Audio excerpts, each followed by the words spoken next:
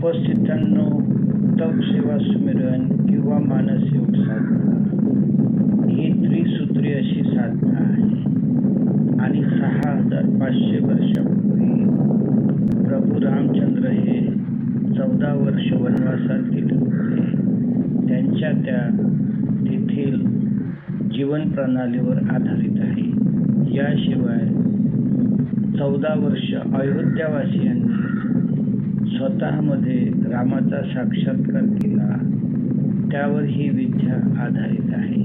आणि या पुढचा याचा प्रवास असा की शंकरजी यांनी त्यांची पत्नी सती यांना ही विद्या शिकवण्याचा, माहीत करून देण्याचा प्रयत्न केला. परंतु आपल्याला एक प्रसंग आठवत असेल की तिचे वडील, त्यांच्या घरी यज्ञ असतो आणि शंकरजींचा तिथं अपमान होतो आणि हे पाहून ती सती एकदम रागावते, नाराज होते आणि ती यज्ञात उडी घेऊन तो यज्ञही भंग करते.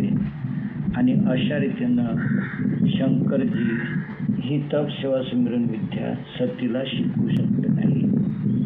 मात्र पुढच्या जन्मांमध्ये शंकरजी यांनी पार्वतीला ध्यान साधना करण्यासाठी नीलकंठ पर्वतावर ही विद्या शिकवली आणि ती या विद्येमुळे प्रभावित होऊन तिने शंकरजींना एक वर मागितला की मानव जातीच्या कल्याणासाठी ही विद्या त्यांना द्या.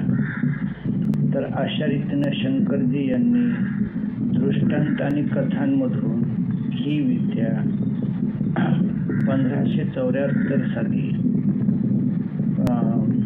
गोस्वामी तुलसीदास, हाथरस, अयोध्या, अवध हिंदी भाषेमध्ये त्यांनी 1188 श्लोकामध्ये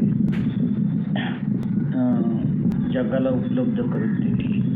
आणि शेवटच्या श्लोकात हे गोस्वामी तुलसीदास म्हणतात की याचा रचयिता मी नसून साक्षात प्रभू शंकरजी आहे. तर मित्रांनो, अशी ही विद्या 1924 पर्यंत सुप्त अवस्थेत होती. 1924ला प्रयागच्या किनारी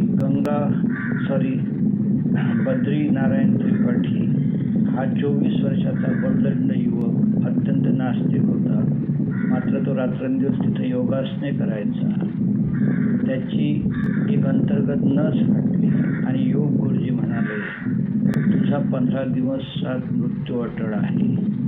हा नास्तिक मुलगा म्हणाला की गुरुजी, मी तर काही देवावर विश्वास ठेवत नाही, परंतु ब्रह्मांडात जर काही अलौकिक शक्ती असली आणि मी जर वाचलो तर पुढचं आयुष्य मी या विद्येसाठी अर्पण करेन किंवा समाजसेवेसाठी अर्पण करेन.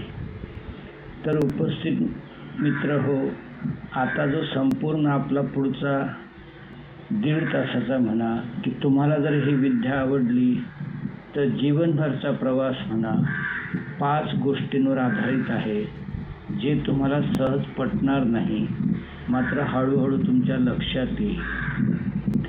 त्या म्हणजे जगातील प्रत्येक जीव, निरोगी काया, शक्तिमान शरीर, चांगलं आरोग्य, सुख, ज्ञान आणि प्रेम ह्या 5 गोष्टींच्या भोवती त्याचं जीवन सामावलेलं असतं. आणि नेमकं तो जे कन्सेप्ट करतो ते आपल्याला पटत नाही. उदाहरणादाखल या मानसयोग साधनेमध्ये निरोगी काया सर्वांनाच पाहिजे असते. मात्र शक्ती म्हटलं की आपल्या डोळ्यासमोर भोजन येतं, भोजनात शक्ती नाही. आरोग्य म्हटलं की आपल्या डोळ्यासमोर औषधं, दवा येतं, औषधीमध्ये स्वास्थ्य नाही. सुख म्हटलं की आपल्यासमोर पैसा, धनद्रव्य येतं आणि मग पैशात सुख नाही म्हटलं की आपल्याला ते पटत नाही. यापेक्षा पुढची गोष्ट की ज्ञान म्हटलं की आपल्यासमोर पुस्तकं येतात, MD, PhD वगैरे मोठमोठ्या डिग्र्या येतात. तर या प्रणालीमध्ये सांगतात की ही इन्फॉर्मेशन आहे, ज्ञान नाही. ज्ञान तर या आत्म्यातून उगवतं आणि ते मीराबाई, संत ज्ञानेश्वर, कालिदास, तुकाराम महाराज, नामदेव महाराज, संत कबीर अशी अनेक उदाहरणं आहेत. आणि शेवटचं प्रेम आपण आपले रक्ताचे अपत्य, बायको, गणगोत यांच्यामध्ये शोधतो, प्रत्यक्षात त्यामध्ये प्रेम नाही.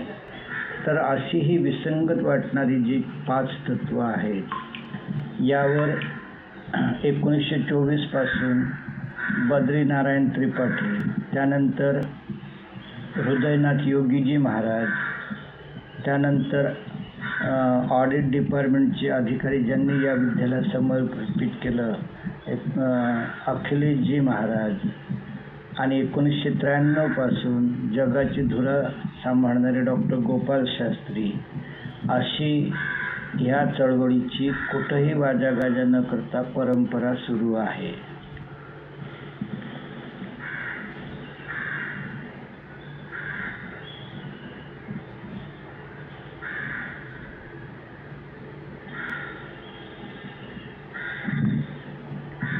उपस्थित मित्रांनो, माझ्या प्रत्येक बोलण्याला आधार आहे, पुरावा आहे. हरिभाऊ कानडे, माजी डीन नागपूर, हे म्हणतात की लाखो करोडो अरबो रुपयाचे चाललेले हे वैद्यकीय खर्च, प्रयोग, संशोधन चांगलंच आहे, त्याच्याबद्दल वाद नाही.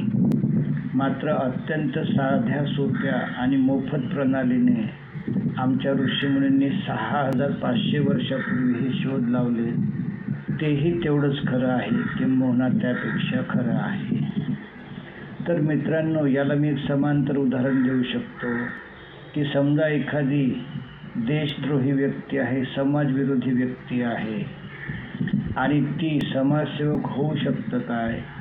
तर आपण यूट्यूबवर डुईंग विपश्यना ही 1 तासाची क्लिप पहा, ज्यामध्ये गळ्यामध्ये साखळदांड बांधलेले कैदी जे निरपराध लोकांच्या नरडीचा घोट घेऊ शकतील, ते 10 दिवसाच्या फक्त साधनेनंतर समाजप्रिय होतात आणि ढसाढसा रडून त्यांचं मन परिवर्तन होतं. तर अशी ही सायकॅट्रिक म्हणा किंवा मानसिक विद्या वैद्यकशास्त्राचा भाग न होता हजारो वर्षापासून NGO मार्फत प्रसारित होत आहे, याकडे मी लक्ष वेधत आहे. आणि याच अनुषंगानं फक्त 3 मिनिटामध्ये मी आपल्याला हे जे तप आहे हे काय आहे हे सांगू इच्छितो, म्हणजे तुम्हाला ही साधना काय लक्षात येईल. साधना एकदम सोपी आहे.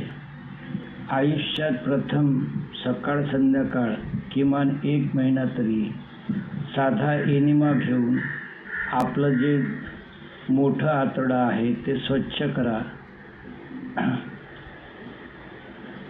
सकाळी 7 वाजता 7-8 ग्लास कोमट पाणी पिऊन ओटीपोटावर 90 अंशी काटकोनात उभे राहून जलधोती म्हणा किंवा वमन म्हणा, जी योगासनमध्ये क्रिया तुम्ही पाहिलेली आहे ती करा महिनाभर, आणि मग भविष्यात आवश्यकतेनुसार करा. तुमचं वय 30 वर्षाच्या वर झालं असेल तर नाश्ता बंद, कारण आता आपण या इमारतीत बसलो तर हिला तयार करायला 100 ट्रक साहित्य लागलं असेल. मात्र हिच्या रिपेरिंगला, रंगरंगोटीला फक्त 2 किंवा 3 ट्रकच साहित्य लागेल. तसंच आपल्याला आयुष्यात 30 वर्षाच्या वर अत्यंत कमी अन्नाची गरज असतं, हे यामागचं शास्त्र आहे. आणि म्हणून 16 तास उपवास करा, नाश्ता करू नका. ब्रेक द नाश्ता, अदरवाईज नाश्ता विल ब्रेक यू, हे याचं म्हणजे सुभाषित आहे. तर अशा रीतीनं 11 वाजले, 1 वाजता तुम्ही आगेवर न शिजवलेले फळं आणि भरपूर सलाड घ्या. त्यासोबत अंकुरित कुठलंही धान्य घ्या, मग ते मूग असो, मटकी असो, चवळी असो. आणि आपण जो सकाळी 11 वाजता 2 ग्लास ज्यूस प्यायचा आहे, हिरव्या पानांचा, बकऱ्या खातात त्या पानांचा किंवा मार्केटमधला भाजीपाला याचा आणि 250 ग्राम फळांचा, तर या पानामधीलच 30-40 ग्राम पानाची गोड चिंच वगैरे टाकून चटणी करा आणि ती चटणी या सलाडसोबत घेऊन आनंदाने 1 वाजताचा नाश्ता करा. त्यानंतर 4 वाजता 1 कारला आणि 2 टोमॅटो किंवा 1 कारला आणि त्याच्या दुप्पट तिप्पट भोपळा, काकडी अशा रीतीनं कारल्याचा ज्यूस घ्या. 5 वाजता तुम्ही 50% पत्ताकोबी, टोमॅटो, वाटाणे काहीही म्हणजे ग्रीन मटेरियल टाकून पोहे, उपमा करा आणि त्याचा नाश्ता करा. त्यानंतर 7 वाजता 1 भाकर, 3 वाट्या भाजी, 1 वाटी डाळ या प्रमाणात जेवण करा. तर एवढी सोपी अशी ही आहार म्हणजे तत्त्व आहे. आणि आता याचे पुढचे चमत्कार आपण हळूहळू पाहणार आहोत. याला म्हणतात तप. याच्यामधला पुढचा भाग आहे तो म्हणजे सेवा. आता या ठिकाणी डॉक्टर मॅडमने आयुष्यभर म्हणजे असतील पैसे तर त्यांनी त्या माफक प्रमाणात घेतले किंवा बरेचदा मोफतसुद्धा उपचार केलेत आणि त्यांचं तरी प्रसिद्ध आहे की एक मोठं प्रकरण जिथं 5, 10, 20, 30 हजार रुपये लागले असते, त्यांनी फक्त 20 रुपये फी घेऊन ते प्रकरण हाताळलं. तर ही झाली निस्वार्थ सेवा. आपण मंदिरामध्ये, सत्संगात, समाजामध्ये अशा सेवा नेहमीच करत असतो. आणि सुमिरन म्हणजे समजा मला कोणी शिव्या दिल्या किंवा धक्के मारून जरी हाकलून दिलं तरी तुमच्याबद्दल मनात गाठी न बांधता येशूजीप्रमाणे तुमच्याबद्दल सुविचार ठेवणं हे झालं सुमिरन. तर अशी ही साधना आहे आणि निश्चितच पुढचा प्रवास आपण आता ऐकूया.